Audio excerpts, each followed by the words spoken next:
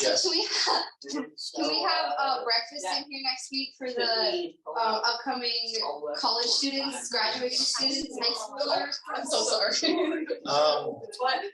So anything I'm covering in the general session would be the entire time is what you're thinking? Probably. I thought we were gonna start like at 8:30. We thought maybe if we started at 8:30, that would give, it wouldn't interfere with your teaching. No, that'd be fabulous. If they'll get here at 8:30. They won't, but they're late in there, that's fine. Why don't you come over? We can eat while you teach. We don't have to interrupt that. Good morning. Good morning. Good morning. Hi, ladies. Yeah, that's my question. That's all right. Come on. Sounds like All right, a I'll great go along plan. with that. Okay. Sounds like a great plan. Hello, ladies. Does everybody know Katie? Who? Everyone's Katie. You guys okay? Everybody okay? Katie's like the Daniel, poster child, Tiffany. Tri-City. Katie. You know Katie? You know. Yeah, Okay. yeah. So other classes start on time. So they already started? Wow. Well, just go. There's only one class that starts on time, the old people, believe me. Yeah. Oh, well, maybe you can get the books out before they get done and make an announcement at the end. I wanted to, Pastor said he would watch. Because he wants to Oh, watch them okay. first. Yeah. And just run. Okay. Yeah. So, That was quite a shindig yesterday, wasn't it? Yeah. Wait, did you leave before the game? I had to. I had so much studying to do for today and a pile of work. We were going Monday to Thursday in Montana to see our son and family, so I just piled up. Hated it, believe me, to play the games. where does Jim live? He lives in Trout Creek at the Cook Castle. Okay. There's near what's it called down there? Thompson Falls. Okay. Is that, what part of the state? Good morning, Middle, Mary. below there. Kind of the middle of the state, Okay. shading west, if anything. Okay. So 2 hours west of Missoula. Okay. I know where Missoula is. Yeah. Okay. Beautiful country. So what's Jim doing now? Did he ever take the job with the guy that he kind of talked to him about working with him up there? Or is he doing his own thing? They offered him to run a wood mill. Okay. And it's too good to be true, and it ended up being too good to be true. The guys were crooks. They owe a ton of money. You know, I don't know if he's got a lawyer after. He resigned from there. He's currently working with a carpenter, probably for 3 months to get a W-2. He can't get a loan because he's an owner. An entrepreneur, young company. His employees can get house loans, he can't, after 5 years. So if he gets a W-2 form and shows he does make money from some source, he can then get a loan. She's playing the loan game right now. Is it 5 years from being in Montana or 5 years from starting? Business, yeah. Business for a while. The wood company's like 3.5. And the other company, it's technical, he gets a QA form, so it's like stocks. So he gets money from the tree business, but it looks like a stock rather than. Yeah, he's just drinking my brother's coffee. Oh. What happened? So how many egg rolls did you brush over? 500? I don't think I know. I didn't go. I was studying one day. I'll tell you what, there was hundreds of egg rolls. Yeah, no, my mom said she was cooked a lot. Ridiculous amount of food, yeah. Hey, Addie, good morning. So, Hey, Seth, come on in. Hey, Seth. hey. Seth, what do you think of my proposal? Is it possible to show those I have pictures? some pictures here this morning, so Do you? I just need Yeah, you to there's a hand couple pick them. times. How many do you have, like 1,000? Oh, 500? I'll ask the other side when she talks to you. Yeah, but there's a lot of just like senior jeans and whatever, so. Can you pick the, like, maybe 5, 7 most aggressive looking? I can have if you want. Yeah. Okay. But if you pick, let's just pick 7. Let's make the number perfection. And let's show that first before my slides. Okay. That'll be my introduction. Okay. My message is going to be Jay who drove furiously. Okay. Okay. Okay. Sure. I'll see what I can find. Okay. So you don't have any videos. I thought you might have a video from the start. No, someone else had taken a video of me. Yeah. Sometimes Just a couple, depends on just a couple race looking pictures. Okay. There is a video. of the night- Yeah. race there. Last day, I've seen that video. and the helicopter kind of comes down to the hello head. So, yeah. Is it a competition? I thought of showing just the start of Okay, that. and it's the only one I don't know. I wish we had a video of it. People don't have really a pulse what that looks like. Yeah. Figure it out. I have a I don't picture know. of the start. Yeah.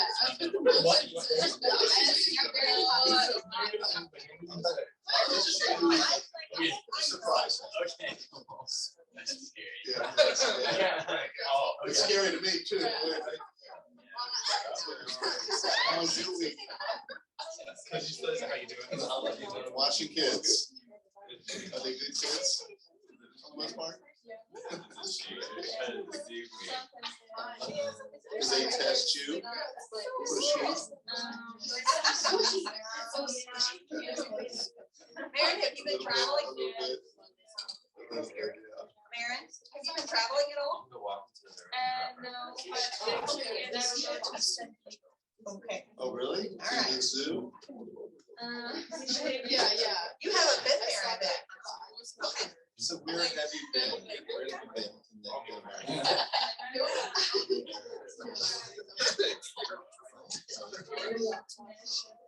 In Nashville. Oh, wow. Was the water beautiful? Was it warm? Okay.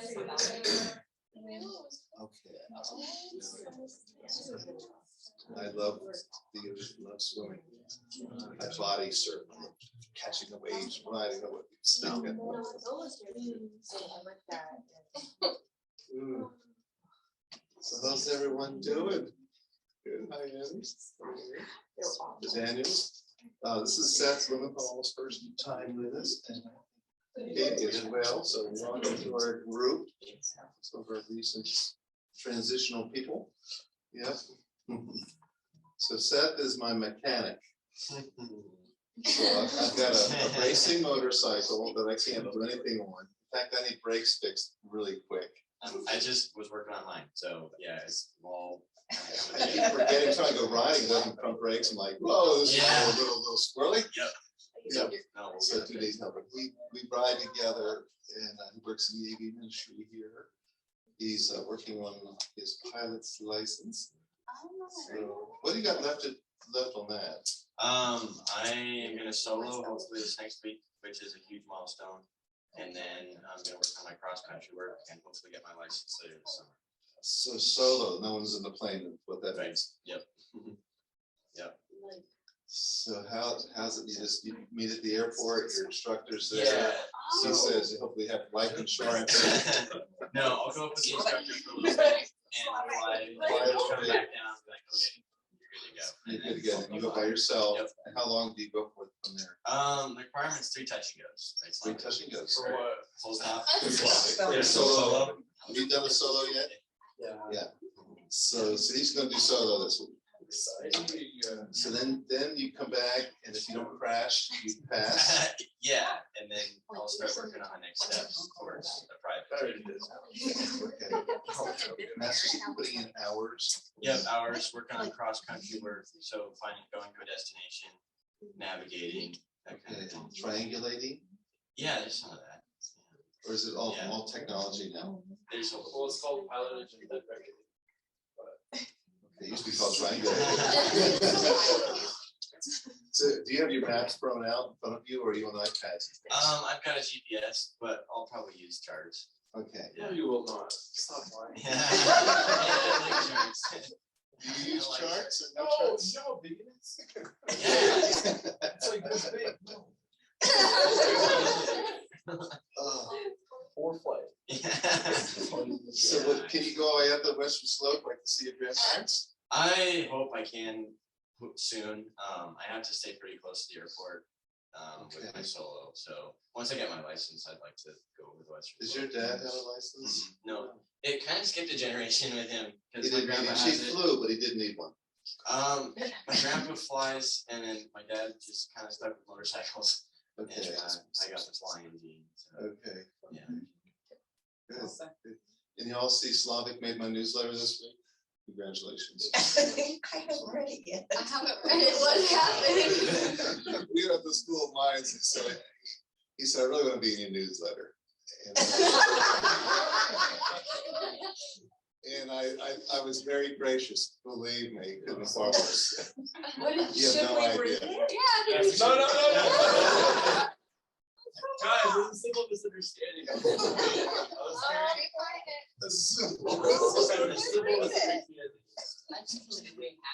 I was I was carrying down an ice chest, and I was like, hey, and the pastor's like, thank you so much for doing that. And I was like, hey, whatever it takes to get into the newsletter. That's a joke. I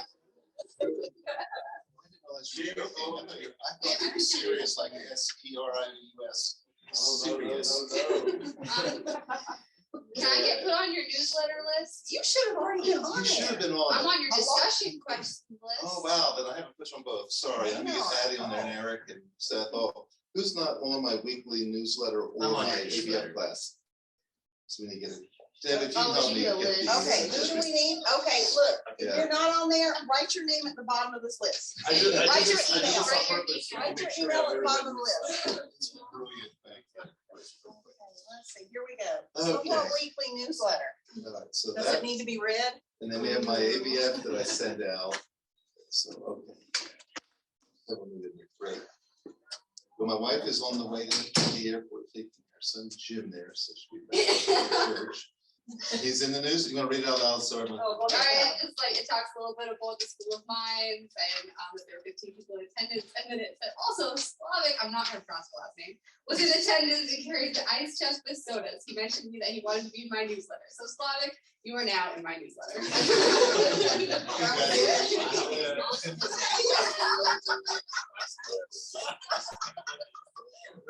Oh, I thought you were joking. You were so serious. Okay.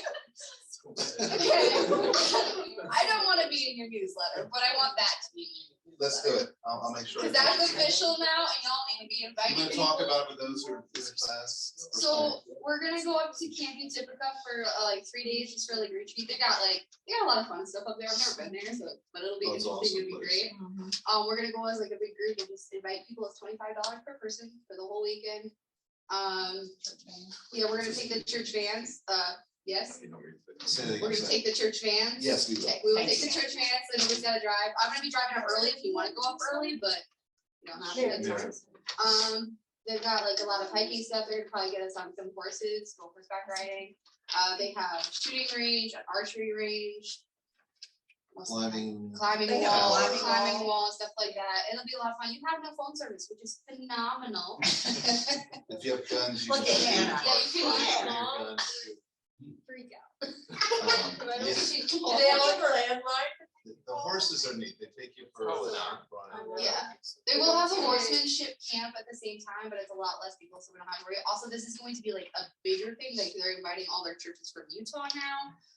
It's kind of, they're gonna make some flyers for me and we're gonna pass them around here. So you guys can just invite as many people as you can. We're gonna try to get it to be a big college retreat out there. I think it'll be fun. You all have to get to know each other. You gotta be friends. No phones. Yeah. No phones. Can you imagine 3 days without a phone? It's great. I love It's it. awesome. So I have one Okay. quick announcement. We're trying to get together next Sunday morning, as long as it's okay with Pastor Stedman, Go. to do a breakfast here to invite the upcoming college So the graduating high school students. college college age. I keep calling them kids. and There I'm we go, sorry, there but we they're go, still adults. kids. More kids. So, we might check Discord, we might have a sign-up sheet or something, but we would start early so that we don't mess with the teaching, so we might start at 8:30. Means you're gonna be here at 9, but come on. Come on, Slavic, we're starting at 8 o'clock, Slavic. 8 o'clock. Be here at 8:30. So if you're not on Discord and wanna be, let us know, because we've got all the group text going on Discord. And I'll clear with class 7 after Sunday school, and And then we'll we let you know. invite people. Sounds great. Yeah, good. Great, well, good to have you. Katie, what are you doing this summer? What's your plans? I'm gonna get a summer job and I'm gonna get a bowling pass and a roller skating pass. Oh, wow. Have fun. What is your average in bowling? What would you guess? I don't know. Yeah, you It's do. up and down, maybe. 170? No. 160s, maybe, 150s? It's up and down, but Okay. it's fun.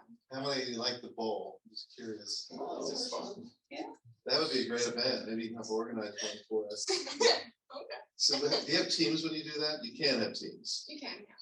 2 on a team, 4 on a team? What's the way it's organized? We usually do 2 on each lane and then we do league style, so it switches lanes.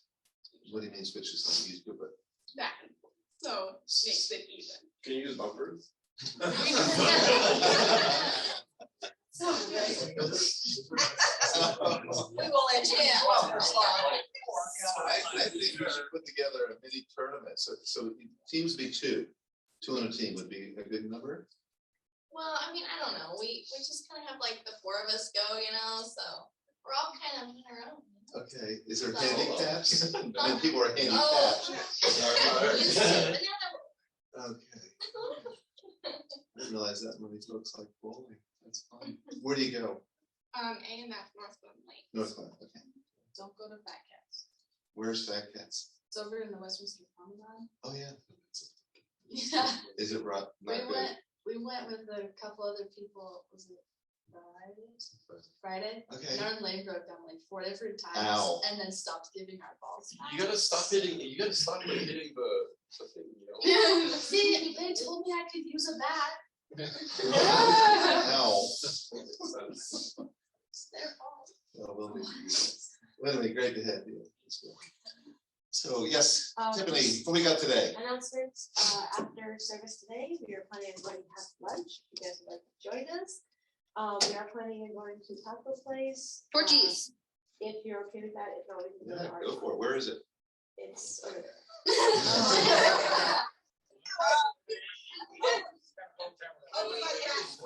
Use your phone. Guys, look it up. Yeah. Torchies tacos? Over by the Black Eyed Peas. Yes. Are you doing this? Yeah, It's by your favorite restaurant. Jersey Mike's? No. Black Black Eyed Eyed Peas. Peas. Yeah, so- Okay, right there. There we are. We'll be there. Don't wait for us. Of course. Because, yeah, just start. And don't wait, eat and go if you have to before you get there. But we'll Now come. we waited for you last I time. know, Yeah. it's slow. But yeah, so everyone know where that is then? It's on 88. 88 tomorrow. 88 and Watts, Torchy's Tacos, good selection. Over there. Over there. That sounds like fun. Well, I thought I'd just go over a little bit about where we are going this summer on a Bible study. Couple things. We're gonna start today with 2 Chronicles, and I'm gonna walk through kind of the discipline of reading 1 chapter a day and working through books of the Bible in our ABF format. So this summer we've got scheduled working through 2 Chronicles, and then Ezra, and then Nehemiah, and then Esther and Job. So it's a lot of content between May and the end of August. Daniel and I were talking about Job. Every time I read Job, I just can't wait to get out of it. Because usually my life falls apart every time I read Job. Just terrible things happen. It's like the Lord's giving you that textbook to help you through it. So I'd rather just jump the Psalms, but we're going to read Job. Have any of you had that experience where you're reading Job, everything fell apart? Fortunately, I'm in Psalms 9 now. Okay, well, you got through it. So I was in seminary, coming home in December. My truck broke down, so I'm gonna not hitchhiker ride, I'm gonna ride back with a girl from Bible College. Simple. And she's gonna, her dad's picking her up. And she lives in upstate New York. My girlfriend, Elisa, lives in upstate New York. And I have with me an engagement ring. I'm gonna propose to her on this trip at Christmas. So my truck isn't working, so I do have a ride. I'm gonna give the guy $60, which back then was like $1,000, to drive me home with his daughter. Well, the daughter, unknown to any of us, had been advertising that her dad was coming, and if anyone needed a ride to New York, he would drive them. So she had committed to about 8 people. And this is a pickup truck with 1 bench chair. Okay, so we're at Bob Jones, and we're meeting her in front of whatever the dorm she's in. And girls just kept showing up with all their suitcases. And I'm thinking, where are they all going? And then I realized we're all going in the same truck. And he had a homemade camper on the back. So 3 or 4 people can squeeze in the front, and there's like 7 of us, like sardines, who are gonna sit in the back of a pickup truck for over 700 miles to upstate New York in December. And I'm reading Job for my devotion. So he was not happy with his daughter. He made a ton of money. Well, she doesn't like sitting there. No, I don't mind, I just don't wanna. I mean, what's it like? That's my feelings. So anyway, we get in this thing. I'm in the back, of course. We're all kind of laying there, and it's cold. We're wrapped up in blankets, and you can't see anything out. 700 miles with no visibility. So we start heading up to Charlotte on I-85, and all of a sudden we hear these noises and smoke. And he pulls over, and the whole truck's on fire underneath. There was so much weight on that truck, the axle was just heated up. And we pulled over on the side of the interstate, and I'm just grabbing girls out of the back. We're getting out for the gloves. What a gentleman. It was funny. There was one other guy with me. His name was Dennis, and he was trying to hit on all the girls. And he ran out of there like a mad man, and never helped the girls. So he lost all the man card points. I mean, that was it for him. So we had to wait there. A Christian guy or lady actually pulled up next to us, and we told her what happened with an axle problem here. And so she called her church, and they had a large Christian school in Charlotte, and they brought their vans and took us back to the school for lunch there until the truck would get fixed. The problem was the part couldn't come into the next day. So now the Christian school, they're farming us out to families in the church for the night, which is really nice. And they heard I was going to be a preacher. It's my first year seminary. They said, "Would you mind preaching in our chapel?" I said, "Sure." So I preached this horrible, disjointed message, and kids got saved, and one of the teachers got saved. That was a divine appointment. I think we had 8 saved. Wow. And then that night at a basketball game, so we went to the game, and it was just really special. I was with an ex-Vietnam guy, and the wife said, he gets up at night and thinks the enemy is near, and he gets his guns out. But usually he doesn't shoot them usually, and just ignore them. And they had this stupid cuckoo clock, a German cuckoo clock. So I didn't sleep well. That was that night. Before cells, so my fiance to be is waiting for me to come. We get back into the thing the next day after it's fixed, and we head up to Withville, get on I-81. We're in Virginia, and all of a sudden, poof! The tire blows. Oh, no. We're on the side of the highway, and it blows. This guy did not get his money for it. No, his money is evaporating because there's going to be another blowout on the same I-81. So we have 2 tires below.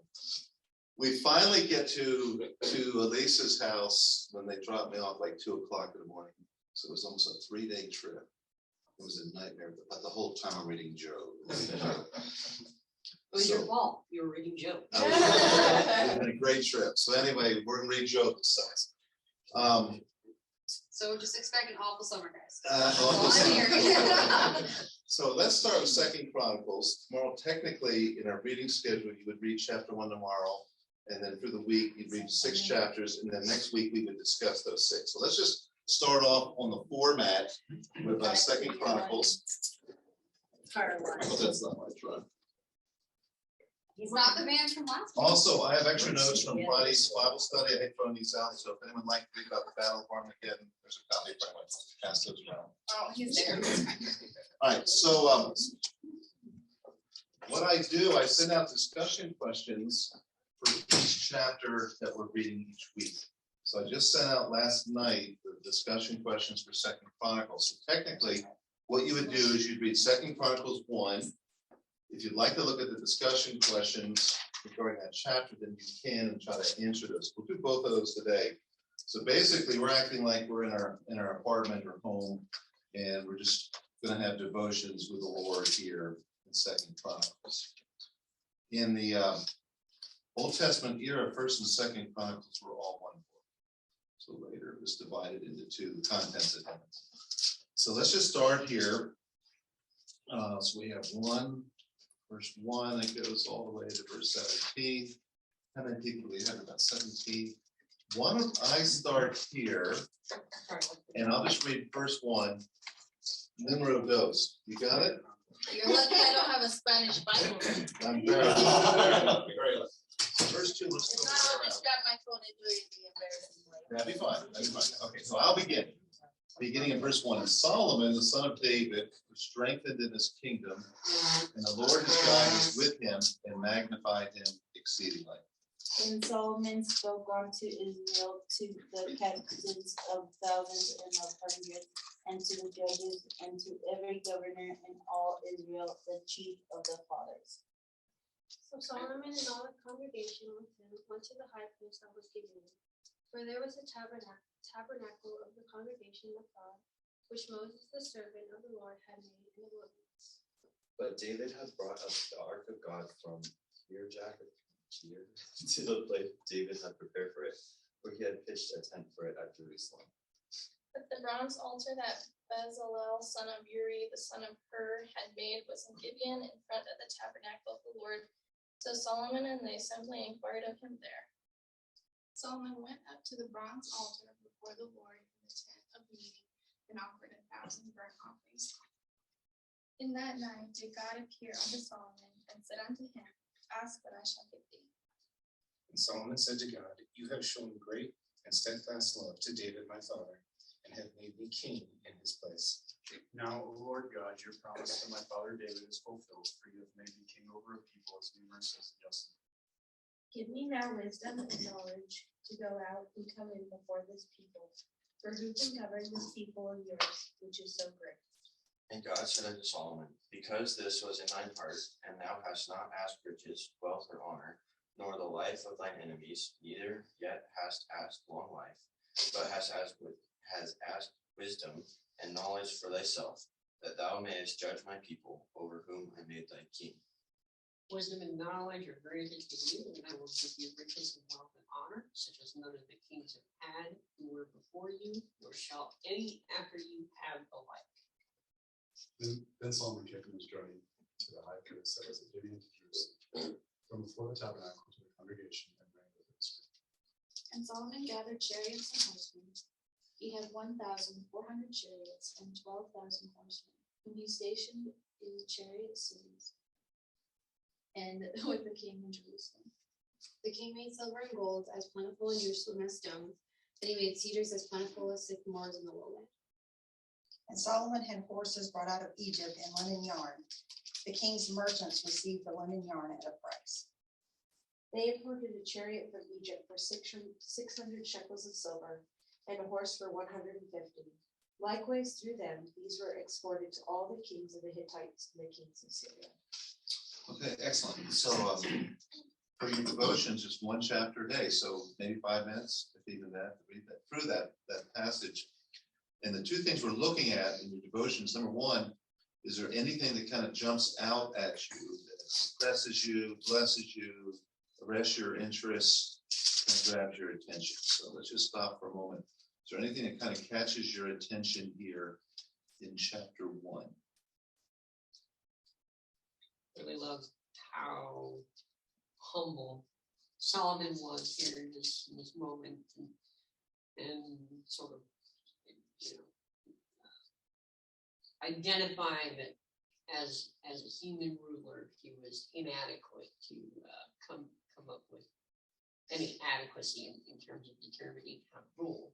So he approaches God with that, lays it before him, and requests wisdom. That's huge. So this, you know, if any man lack wisdom, let him ask of God who giveth liberally. So God is the God of wisdom. Wisdom is the application of truth. It's the application of knowledge to do life, to do practical life. So wisdom is so critical. I mean, I think of Brendan starting a new company. Lord, give me wisdom. Help me with this new company. Okay. Maren with all the kids. Lord, give me wisdom. Help me with these kids. I'm not a mother. I'm not a mother. This is, you know, these kids, all this energy.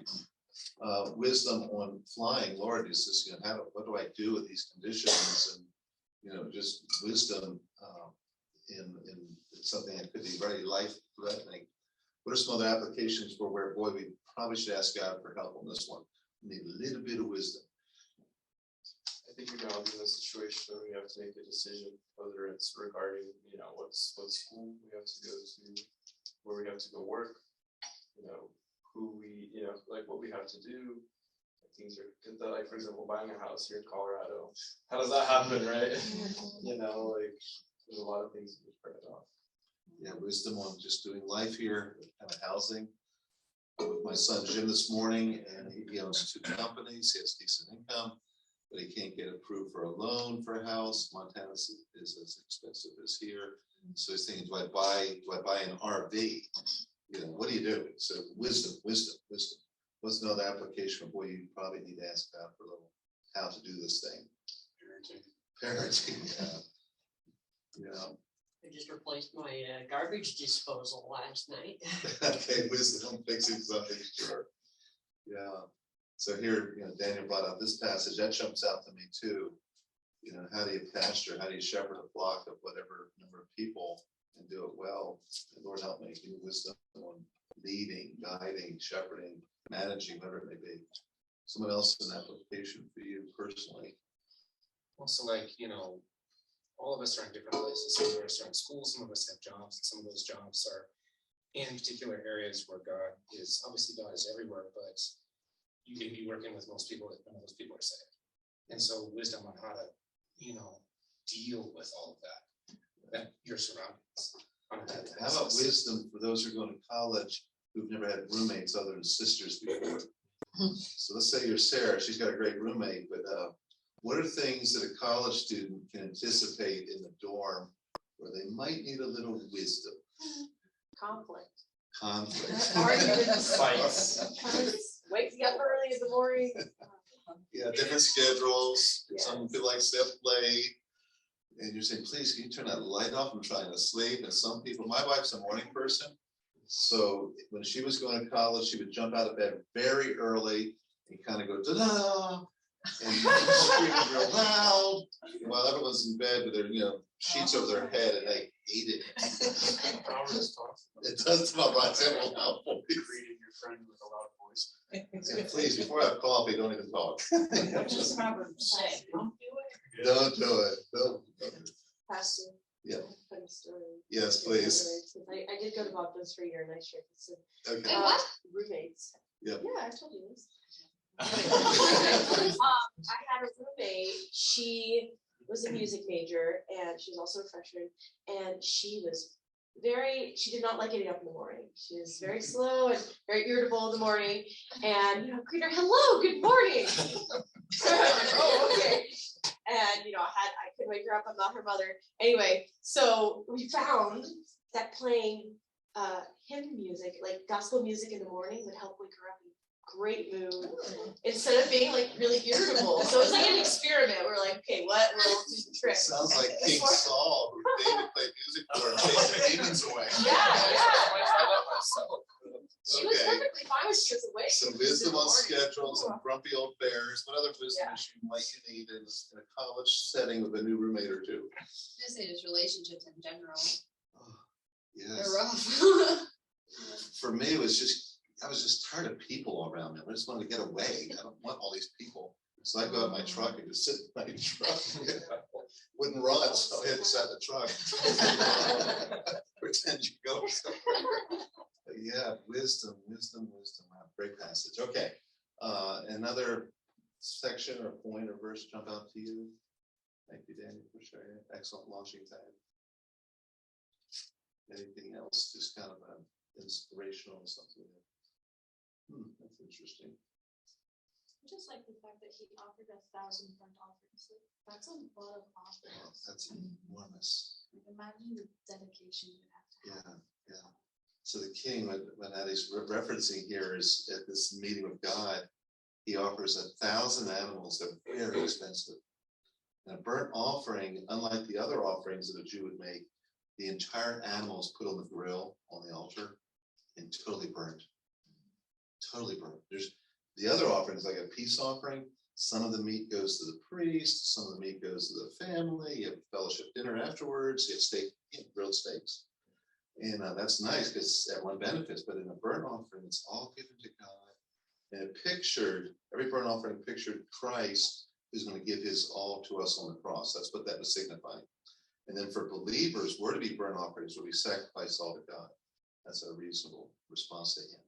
So that's extravagant worship there, extravagant dedication by Solomon. And Solomon, we're going to learn a lot about him.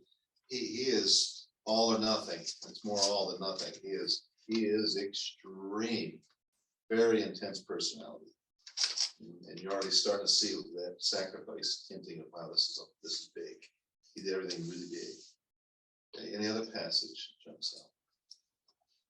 I noticed that he imported camels, and he made cedar pillars, furniture out of cedar. Yeah. He put together sort of an extravagance. And I think about that and I'm like, okay, most kings would probably do that for their own edification. But as I consider Solomon and sort of where he was at, I have to think that the reason he did it wasn't entirely that. In order for people to take you seriously as a king, you have to show that you're successful, right? And so putting that together would show that he was successful. Okay, would make an impression, sure would. And we're going to see more about Solomon. He's a professor. He likes this. He's a Renaissance man, meaning he studies everything. He's just very diverse, very broad in his knowledge, and he's going to lecture on things. And people are going to come from all over the world to hear his lectures on botany, whatever plants, animals. He's going to import apes. Okay, so you go to his place. How cool to have apes! Apes are big. They're powerful. He's bringing peacocks in. Have you ever heard a peacock? The sounds they make. What's it sound like? Sounds like a woman screaming. Sounds like a woman screaming. You say someone's hurting some lady somewhere. That's a peacock. So if you went to his palace, there's peacocks just walking around. You just don't see them in Jerusalem. Okay, he's bringing things in. They're talking points. Yes, they make an impression, but he's going to lecture on all these things. He's going to create a zoo. She's going to San Diego. That's one of the greatest zoos in the world is San Diego Zoo. He's creating a zoo there for his people. Okay. Very impressive. What else? Yeah, Brendan. Wasn't there, correct me if I'm wrong, but it was either Leviticus, Numbers, or Deuteronomy, God had told Israel not to multiply for themselves chariots and not to look to Egypt for military strength. We see Solomon, first thing he's doing is multiplying chariots and looking to Egypt for these importing. Yes, so there's a little subtle, kind of a little kink in the armor, you could say. Solomon here is not being careful in some points. The kings were not to multiply wives. He's going to have 700 of them. Okay, 300 concubines. You're not supposed to multiply the Egyptian stuff. He doesn't seem to have any problem doing that. He loves horses. he compares his wife, the Shulamite, to a horse. They said, you guys want to learn some tips from Solomon? He compares the Shulamite to a horse in Pharaoh's chariots in chapter 1, a Song of Solomon. And the word for horse there is the feminine gender. So you're like a mare amongst Pharaoh's chariots, and Pharaoh used stallions. Some of you have horses or neighbor to horses. So my folks had a horse farm. We always had a stallion. And when the mares were in the field and in heat, the stallions will almost knock down the barn to get out to be with them. I'm telling you, the passion, the desire. And he is saying, you're like a mare amongst all these stallions. Okay. She liked it. I don't think most women would compare to a Clydesdale, you know, or some old gray mare, you know. But anyway, but yeah, you're getting some hints of his extravagance. He's going to get him in trouble. Okay. Yep. It's more like a question. Like, yep. At the end of the first chapter, when Solomon is getting silver, gold, and yarn, is that just like him doing king stuff, or is he preparing for the temple? Yeah, so he is definitely preparing for the temple. He's preparing militarily. Verse 14, you know, just stacking the deck with a lot of, you know, he's building these chariot cities throughout the land. So if you go to Israel, he's got them to the north and to the south, and they're all at the kind of a strategic point on the valleys. So if bad guys are coming on, there's 3 major highways through the land. If any bad guys are coming from any direction, man, they just launch horses from the hills. And the nastiest weapon in the ancient world were the horses, the archers on the horses, where they could just mobilize those horses, let the arrows fly like crazy, move wherever and never get hit. So he's doing that, but he's also laying the groundwork for the temple. His dad did most of it, but he is going to build Israel to its zenith, to its highest point in its history. And in many ways, it will foreshadow the millennial reign of Jesus himself. So it's a very interesting parallel. What you see with Solomon, Jesus is going to take way beyond. Okay? So that takes us to a question that Hannah brought up. As I'm reading through this, I'm asking, okay, here are the blessings, but what are some of the questions?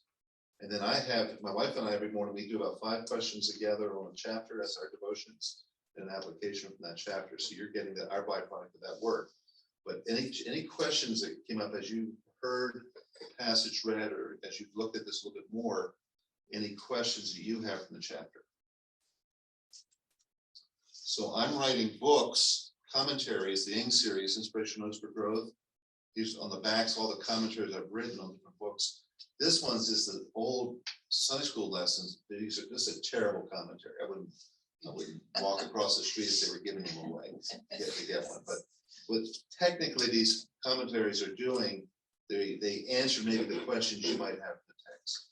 So my Ezra commentary is good, my Nehemiah is good, my Job commentary is probably the better of the 4 that you can look at this summer. This is terrible. There's not a lot of help. Believe me, there's not a lot of help. I'm grunting my way through trying to get all 66 commentaries done so I can start going back and writing them at an official level for publication. Mm-hmm. So my goal in life is to have 66 published commentaries. These are homespun. Are you going to study Bible? My son thinks I should do that. I don't think I could do that, but that's a nice thought. I vote yes. But you're kind of, okay. So let's talk about the question. So I've got here, where was the tabernacle that Moses had made, and where was the Ark of the Covenant? What does that tell you about the worship of God in Israel? Question 2, what were the things that God listed that many people asked for, in contrast with what Solomon asked for?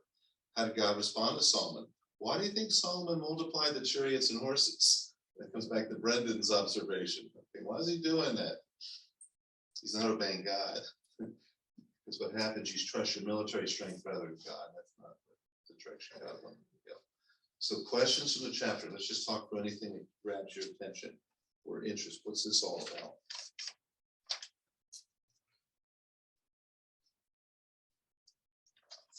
Well, maybe I can ask the questions. So that tabernacle was built in 1446 BC. It was used for the wilderness wanderings to 1406.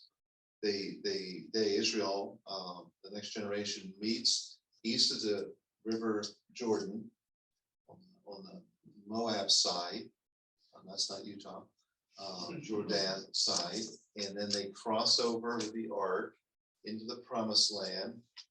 They're gonna set the ark up at different locations, and then ultimately the ark's gonna be brought in the old weathered tabernacle to Jerusalem. So in this, you're seeing a little bit of the stations, the different locations where the tabernacle was. In verse 3, so Solomon and all the congregation with him went to the high place that was at Gibeon, but there was the tabernacle. So at this point, that temporary worship center, the tabernacle, is located at Gibeon.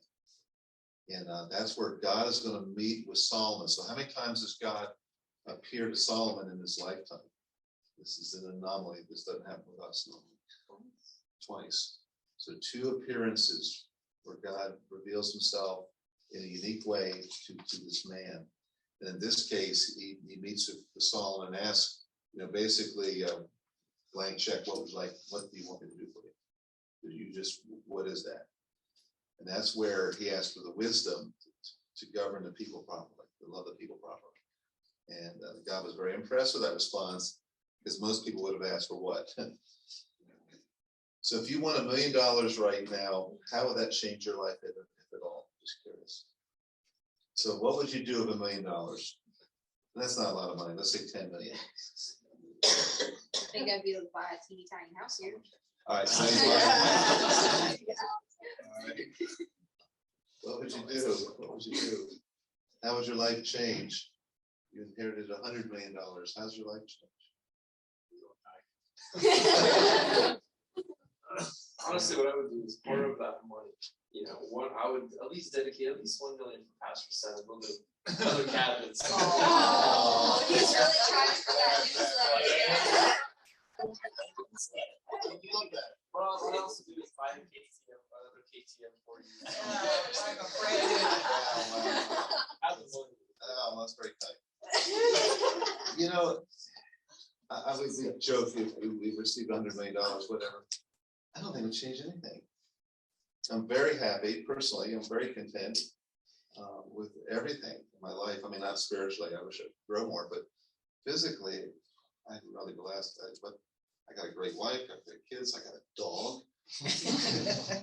My motorcycle's a 2013, but I love it. I wouldn't want even a new one. I mean, I just love what I have. I like my beat up pickup truck. I feel like I'm really blessed. What else would I need? So I don't think my lifestyle, I don't think it would change it any. I've always wished I could pastor without being paid. Charles Spurgeon wrote books, and he earned so much money for his books, he didn't take a paycheck. I'd love to do that. Nothing would change. It would do just what I'm doing now, whether it's paid or not. But I've always wondered, what would I do? What would you do? What would you do? Yeah, give a blank check. So here you've got, Solomon, blank check. Lord, give me wisdom, so I'll be a better leader. That's pretty impressive, really. God met there. Okay, other questions from the chapter? Any questions you might have?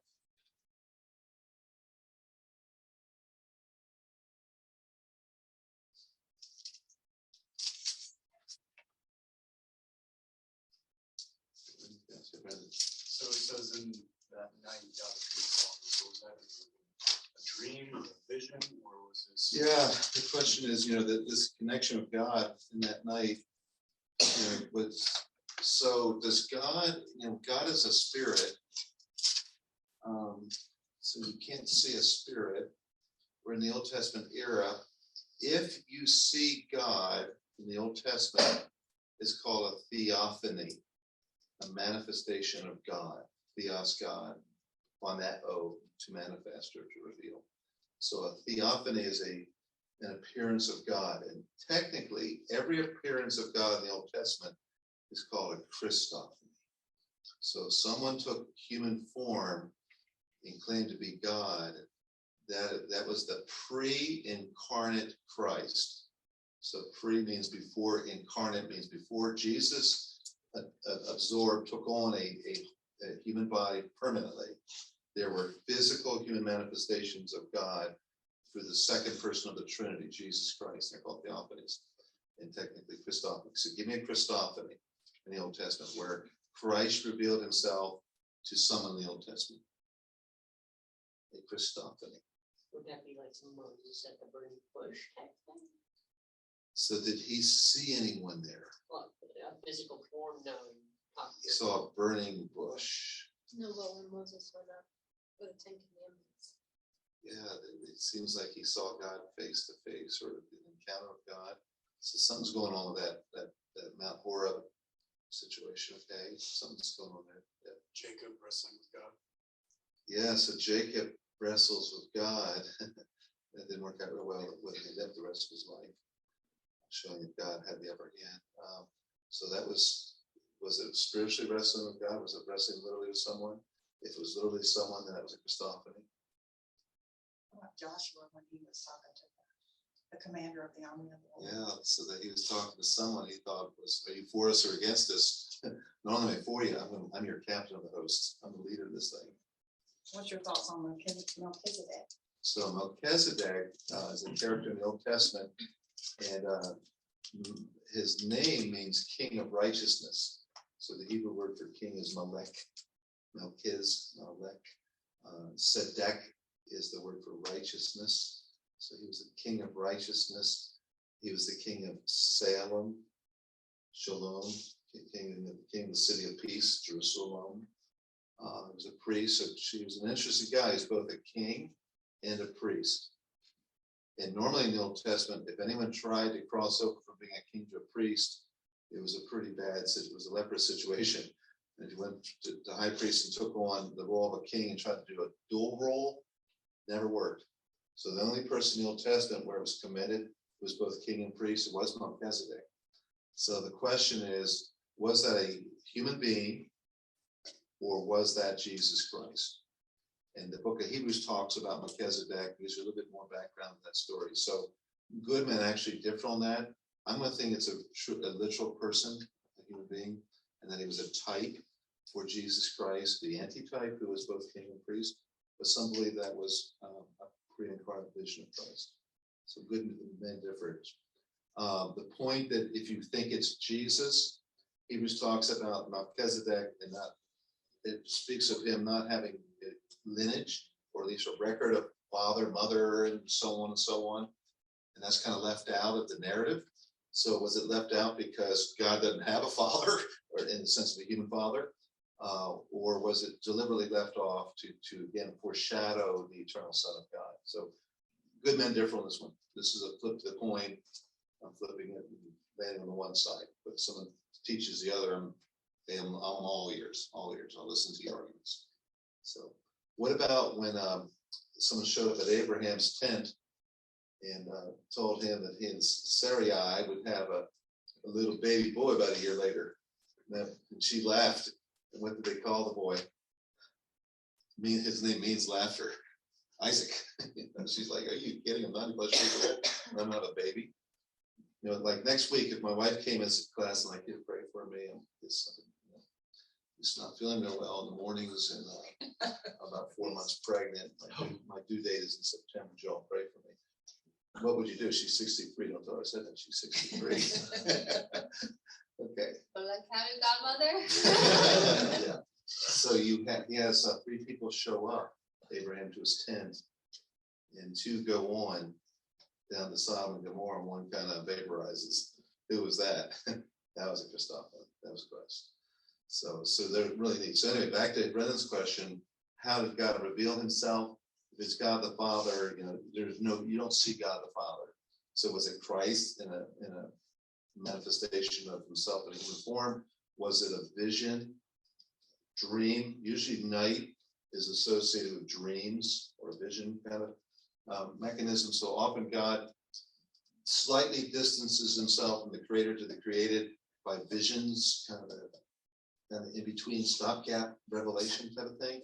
Impressive as it is, but not a full disclosure. So it doesn't stay. So usually at night you think of dreams and visions. Okay, good question. How does God reveal Himself? So how does God reveal Himself to us today? I'm always nervous. I had a vision of Jesus last night. 100-foot Jesus. Oh, brother. Okay, really? What did you have before you went to bed? Pepperoni pizza, okay, next Wednesday, all right. So how does God appear, how does God connect with us? Gives us answers to prayers and shuts doors. Yeah, he's active in our life and responding to our prayer requests. I see him in circumstances that occur in my life. Yeah, I see, how certain things that happen kind of direct and guide me toward a process of thought and a change of my heart and my life too. where God's leading and directing, answering prayer, direction in life. Can you explain something at divine appointment where it's really hard to explain, just like that this is so crazy, the odds of this happening is just off the charts. Do you have any of those experiences, like, wow? I had about 2 years of my life where everything in the world was just going wrong. Okay. Like it was literally like just crashing down. And it was not like, as I was experiencing it, I was literally walking around and talking about it, and I sounded crazy to myself, and I know that I sounded crazy to other people. Okay. But it was one of those, it was a scenario where I knew that there's no way that on a random spectrum of events, that many things could just fall into place. Terrible. You know what I mean? It doesn't happen. So if you were one of Job's friends, what would you say to Daniel? There's a reason he's getting that. He would say, you are the worst horrible creature on the earth, and you're getting what you deserve. Right? Now that may not be the case, like that, but that's what Job's friends would have said. When we get to Job, like, really, guys, great friends you are. Yeah. Okay. But yeah, so God sometimes he can chasten, and he does, because he loves us and wants to correct things. There's other times that he's testing us. There's a lot of reasons for trials. So be gracious to people. Don't judge them. Be careful. Okay, but something just incredibly, the odds of it happening is beyond coincidental. It's just off the charts.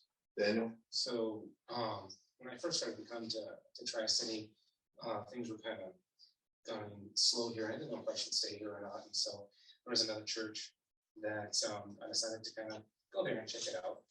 And I was like, okay, they have a lot of stuff going on here. This might be a good fit. So I prayed a lot about it, of knowing kind of like where I should be, what I should do. So I decided to meet with one of the pastors that was there. And so we sit down, we start talking, and he says, we would love to have you. You're definitely welcome to come. It'd be great. He said, no. He said, I can honestly tell you that. He said, you need to stay where you're at. He said, I really feel God saying you need to stay right where you're at. And he said that really down the line, he said, things will open up for you, and it'll be really amazing for you. And I was like, okay. So how many pastors have a visitor saying, you need to go back to wherever? That's unheard of. That doesn't happen. And back to what Daniel's sharing the story. So here he comes, he's single, he comes by himself, and he's trying to, is there anyone my age or anything going on? Does anyone even say hi? Is there any, potential for me to do ministry here? And all of a sudden, for him, it was really slow. You can answer, you shared more of what I'm doing, but just it was not a lot of action, not a lot of outreach to him, and not a lot of great warmth. So he stayed there for a while. It wasn't like he just came one Sunday and said, I'll just write this one off. He gave it a chance. And it just was really poorly. I think we as a church did a very poor job. So he goes to his pastor and he says, I think you should go back. So he came back, and now he's plugged in very, he's a great worker here, and now his friends, and it's working, I think, beautifully. But that guy, that's a very unusual, because most pastors, you're here, I want you, please leave him, come, no, that was an amazing story. Thank you. And that was God sent for us too. I was praying for help. Yeah, amen. Yeah, exactly. Your story of how you came here, right? Our story, I probably should share that maybe this summer later, to share the steps that God used. It was ridiculous. We were in Clemson for 19 years at a church where a pastor. We had not any intention of leaving. We had built a beautiful home. Ministry was was really growing. We had 2 foster kids. I had a fella just moved down from Pennsylvania, retired chemist, who I promised we weren't leaving, and he just bought a house. Many things were going on. And then the pastor here called in January of 2002 and said, would you pray about coming out here? And I said, well, out of courtesy, I'll pray, but we're not coming. Very fascinating how God orchestrated things, ridiculous. Just laughable. One example. So Lisa's, we're going to come out here for our first Sunday just to preach and meet the church. So she goes to a regular hairdo place, and ladies with hairdo places, that's pretty important. And she couldn't get in for whatever reason. And the lady said, well, I've got a friend who's doing hair up in Walhalla, up the mountains. Yeah, little German town, I don't know where, maybe 1,000 people. So she drives up there to get her hair done, and she's meeting this new lady, and she's doing her hair. And the lady said, any plans this week? And she said, yeah, we're flying out to Colorado. And she said, you're kidding. Where in Colorado? She said, Westminster. She said, you're kidding. You see that girl over there sitting next in line? She's from Westminster, Colorado. She's my niece. And they said, really? And Lisa started talking with her, and they just hit it off. And Lisa shared what church we were going to visit. And the girl said, I drive by there every day to work. I've wanted to go to that church for years. And Lisa said, well, why don't you be my guest? So our first service at Tri-City, we had a visitor with a girl, who was single at the time, that drove by her, and she came to our church. She's now married. She brings her kids out to our soccer program. She brings her kids out here to Juana's. She loves this church and loves us. But that was, what are the odds of that? It's just ridiculously crazy. I mean, so anyway, these type of stories. Any other one have a story just on where God reveals uniquely? Because usually it's more mundane than that. It's in the Word. We pray, we read, God directs. We walk by sight, not by sight. We walk by faith. And life usually is on a normal pace, and we get these occasional, just like, are you kidding, God? Wow, thanks for showing up. This is incredible. What you've done. I'll share one last one. I hate to tell my stories. You have just as good. So I'll just tell a story. So I was a senior, actually a junior at the time, 10th grader, and I got in trouble and I ran away. Okay. And no big deal. I stole a vehicle. It's fine. Is that okay? So I stole a vehicle and left Pennsylvania and drove down to Florida, because Florida is where everyone, if you're in the East, when you run away, you go to Florida. If you live in Florida and run away, you go west. So everyone in the West are runaways. Okay? Everyone in the West is outlaws. In the Northeast, Southeast, to run away to the West. So I'm down there, and with Slow Joe, my infamous friend, and we run out of money, and just it's a disaster. And it's been raining and snowing, and Florida is like 42 degrees. And it was not the sunny time on the beach we thought we'd have. No plans, just ridiculous behavior. So anyway, I said, Joe, we're going home. I'm not doing this. My parents are worried, I'm sure, and this is no fun. And so I get on the phone, call my mom, tell her where we are. She's relieved to know I'm alive. And I said, Mom, can you send some money down for Western Union? And so we get some money and get home. And she said, we'll be glad to do that, but we're going to send it north of where you are, about an hour, 2 hours north. And the reason for that is that you turn and head the right direction, okay, from Florida, we're near Jacksonville. So I said, okay, we'll do that. And so we went just over to the border of Georgia, Debbie's home state, and I didn't have enough gas to get to the Western Union. So I just ran short of the mother load. So I pull into this gas station. It was just closing up. And there's a couple there, husband, wife, owner. And I went in. I have really, really, really, really long hair. I haven't showered for whatever number of days. I look pretty rough. Okay. And I just siphoned gas, tried to do it that way. Did you sell your hair to get gas? No. Great idea. But I smelled like a gas tank because I was trying to siphon gas and I didn't know how to do that. And it was all a lot before I could transition it. It was a disaster. So I smelled like a gas tank. I looked like a gas tank. It was horrible. So I went in there and I said, we've run away. We're heading back home. My mom has sent money to Western Union at such and such a location. We just need enough gas to get there.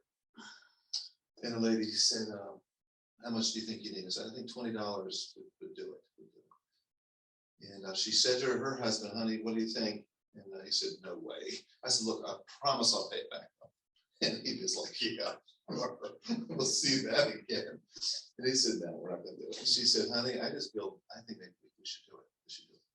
So she gave me the money and gas, and it got us to the Western Union. Then we drove home in a snowstorm. So I got her address when I left that gas station, and her name was Inez Rollins. And I said, Mrs. Rollins, I will promise I will write you back, and I will give you the $20. So once I did get home, and that's a long story, but once we got home and dust settled, I wrote a note to her on my stationery with my name and address on the top and phone number, 215-269-4311, and my address. And I wrote this letter and with $20. And I thanked her like 20 times. Thank you, thank you, thank you. Thanks for trusting me, thank you. And mailed that letter. What I didn't know, she was a born-again Christian, and she had made me the Sunday school classes project to pray for Will. That Will would become a Christian because he really needed help. So she's in Georgia every Sunday. Have you heard anything from Will? Of course not. But she was shocked. She got that thank you letter and the $20. Can you imagine? Okay. So that's in the 1971-ish era. So now fast forward to 1996, I think. So Mrs. Rollins is in Georgia, and she's doing spring house cleaning, February, and she's going for a desk, and behind the drawer, she finds my note that had fallen behind. You know how that can fall. It was there, and she picked it up, and just remind her of that crazy boy she met. But the date on the letter was the same day as that day. Oh, she said, this is too crazy. What are the odds of that? So my phone number is on it. So she calls that phone number. Of course, we didn't move that phone number's defunct. So she went an extra step and she asked an operator, is there any other sends near Downingtown, Pennsylvania? And the operator said, yes, there's a Williams Send on 200 Washington Avenue in the next town, Coastal. She said, could you give me that number? So she takes that number, calls it. It's my dad. He answers the phone. My dad wouldn't answer the phone. So he answers the phone. It's a miracle himself. It says, my son is in South Carolina. Here's his number. So Mrs. Rollins that day calls. I'm sick that day. Lisa takes the phone and she introduces herself. There's a pause. And she said, hey, Lisa said, Will, I think you better take this one. It's okay. And she said, this is Inez Rollins. Do you remember me? I said, actually, I do. And she said, well, I just found this letter. I thought maybe you'd like me to mail it to you. It's really neat. I thought it was shocking. It's the same date as today. And what are you doing? I said, well, Mrs. Rollins, I'm a pastor of a Baptist church here in Clemson. Pause. And all I could hear is this weeping. She's weeping. And she said, just broken. And then she tells me about her prayer group in there, her Baptist church praying for me. She's just shocked. She can't believe I'm a Christian and a pastor. And we had this incredible reunion over the phone. We never did meet again. We would exchange letters every year. I kept them all. So anyway, she said, I'd like to mail this letter to you. So I said, that'd be great. I'd love to see that old letter. So I get the letter maybe 3, 4, 5 days later.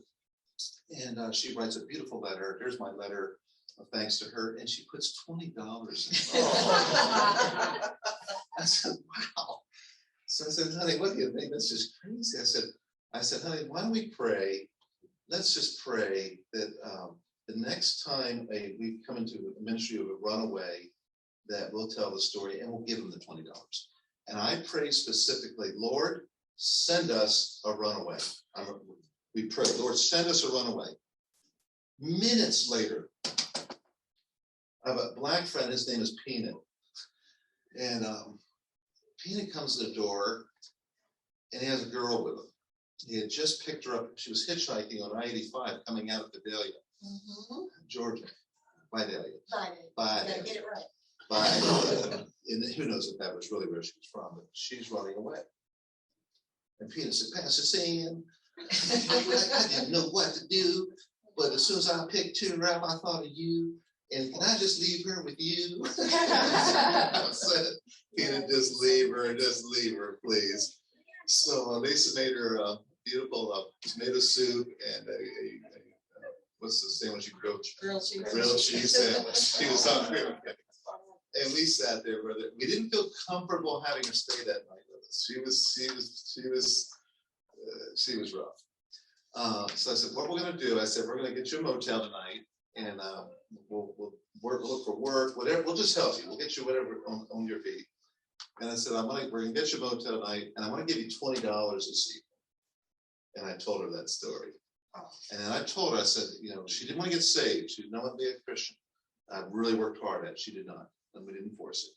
But I said, look, I'm going to give you this $20 for whatever you use. Ideally, I don't want you buying booze and cigarettes, but whatever. We're just going to give it to you in faith. I said, my prayer for you, whatever her name was, I said, is that there will be a day that you will trust Jesus as your Savior. And that God will bring someone into your life that you can give them $20 to help them. And she said, yeah, whatever. And that was we put her in the motel and she didn't stay the night. So we think she might have been working with another person. Some of these people work in tandems and work, again, who knows. But isn't that a great story? And what are the odds of all that? Just a kind of thing. So, all right, I'll pray for us. Heavenly Father, thank you for our time together here. And we pray this week as we start reading through 2 Chronicles, one chapter at a time, that we could look for the blessings, we would look to answer questions or raise questions. So our knowledge of you, your word would increase and help us apply your word. And thank you for the way you direct our steps, how you direct our stops, how you answer prayers, how you care for us, and just the way you reveal yourself to us in unique ways from time to time. We just know that you are real and that you're ordering our lives. Bless everyone in this class. Bless our time here in the morning service. We pray in Jesus' name. Amen. Amen. Next week, 8:30. Wow. That'll be fun. Breakfast here. Afterwards, we're going to the taco place over here. Today. Today.